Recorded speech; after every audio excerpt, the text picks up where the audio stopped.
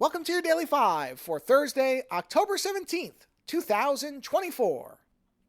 You have probably heard or read about the We Robot event that Tesla held in Hollywood on Monday, I believe at the Warner Brothers studio backlot, where they finally unveiled the long-promised Cybercab car, which I think was originally called the Robotaxi, as well as a Robo-Van, which is a very, very early concept vehicle, and they had some Optimus robots, which, as has happened before, were demonstrated to actually not be autonomous robots, but were in fact being operated by human beings.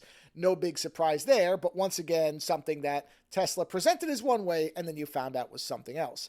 But the main focus was on the Cybercab car, which was unveiled as a vehicle that would operate, as the name would imply, as a taxi fleet, and that also would be available for private citizens to buy for $30,000 or less and potentially operate as their own personal one-vehicle cab fleet or something. Details very vague, as is often the case with Tesla. No information on how these things would be licensed or insured, again, as is often the case with Tesla. But it reminded me again of what my biggest problem with Elon Musk is at this point. It's not his politics. It's not the fact that he bought Twitter and ran it into the ground. It is that he continues to be, Tesla and Musk continue to be the figureheads of what electric vehicles are. And they have coasted on the success of the early Tesla sales and vehicles, which have since been found to have many quality issues, maintenance problems, software issues, all number of things that have since, I think, as a whole, damaged the electric vehicle sector as an entire thing.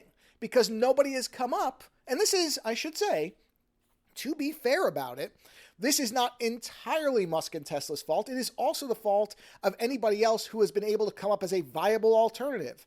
And in that vacuum, Musk continues to be the person that people associate with electric vehicles and Teslas.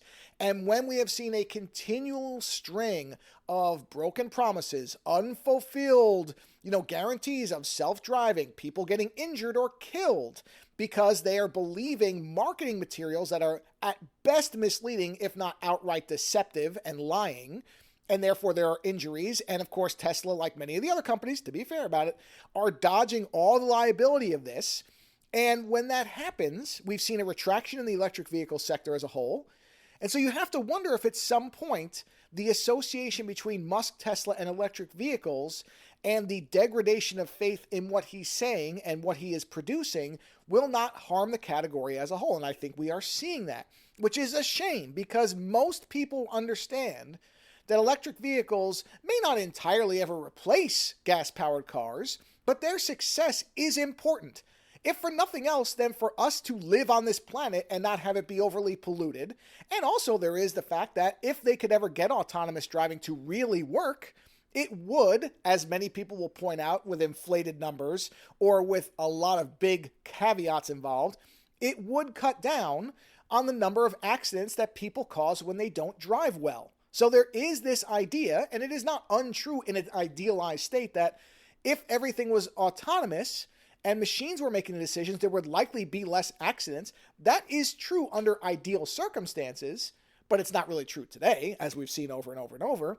But again, when Musk and Tesla are basically, for most people, what electric vehicles are, and what they see is a more and more unhinged person in charge of this company who keeps promising things that do not get delivered or are delivered in seriously lesser states than originally envisioned, it is going to damage the association to electric cars and therefore the success of electric cars in general. And I think we are seeing a byproduct of that. So that is the thing that really irritates me, is that this individual is still in charge of what for most people is what they equate with electric cars. And we have events like this where it's almost all just a bunch of BS that will likely never be exactly what's promised. And that's what people are going to start associating more and more, and I think are, with electric vehicles as a whole. Oh, it's just a bunch of big promises, but it's underwhelming and still too expensive. And at some point, that does start to seriously, if not already, seriously undermine the success of the category as a whole. And so what we might end up with is somebody who initially was credited as getting electric vehicles back into people's minds, maybe the actual individual, through his inability to keep delivering on those early successes, who brings electric vehicles back to where they were the first time when they failed. And that's too bad, because I would like to see these things succeed, but not with Musk in charge of them. Later.